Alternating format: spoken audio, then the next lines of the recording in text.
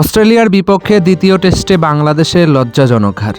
প্রথম টেস্টে অবিশ্বাস্য জয় পাওয়া শান্তর দল দ্বিতীয় টেস্টে ইনিংস পরাজয় ম্যাচ হারে। দলীয় সর্বোচ্চ রান মুশফিকুর রহিমের ৮০ বলে করেন ২৯।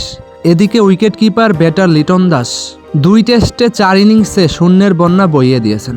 ৪ ইনিংসেই রানের খাতা খুলতে পারেননি এই ব্যাটার।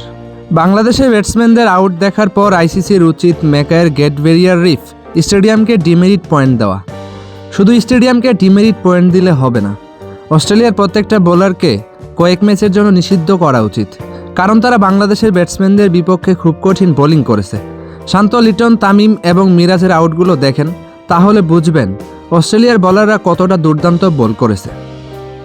অস্ট্রেলিয়ার বোলাররা যদি স্টাম্পের ১০০ হাত দূরে বল করে, তাহলে দেখবেন বাংলাদেশের ব্যাটসম্যানরা আউট হয়ে যাচ্ছে। এটাই মাইটি ওজির ম্যাজিক। নিন্দুকেরা বাংলাদেশের ব্যাটসম্যানদের দোষ খুঁজবে, কিন্তু বাংলাদেশের ব্যাটসম্যানরা কতটা ভয়ঙ্কর বলে আউট হচ্ছে সেটা দেখবে না। বাংলাদেশের ব্যাটসম্যানদের সমালোচনা করার আগে নিজের মুখটা একবার আয়নায় দেখিয়ে নেবেন, কারণ কিভাবে নিজে ব্যাট না করে ট্যালেন্টার এক্সপোজ করা যায় সেটা মুশফিক ভাইকে দেখে শিখেন।